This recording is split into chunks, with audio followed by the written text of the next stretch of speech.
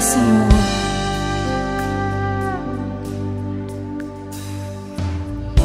Minha casa será uma casa de bênção. Aleluia. Minha casa será um pedaço do céu.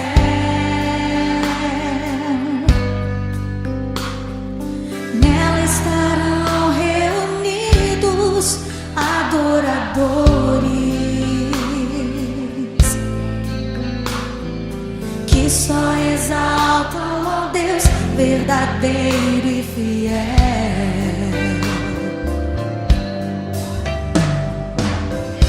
Minha casa será reconhecida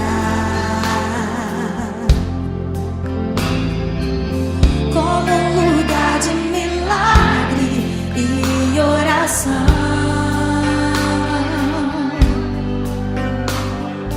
onde Jesus tem prazer em ficar, onde o Espírito Santo habita, onde há prosperidade, amor e vida. Faça do meu lar, Senhor, um lugar de harmonia. Faça do meu coração tua casa todo dia. Esteja à vontade pra ficar e nunca mais partir, pois a casa que um dia te recebeu nunca mais saberá viver sem ti. Nunca mais, Senhor. Oh Deus, Tu és necessário em minha família, Tu és indispensável em minha casa, Pai. Seja bem-vindo ao meu lar, Senhor. Aleluia.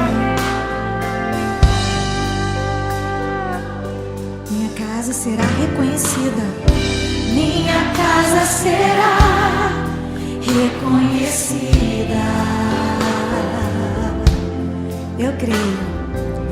Como um lugar de milagre e oração,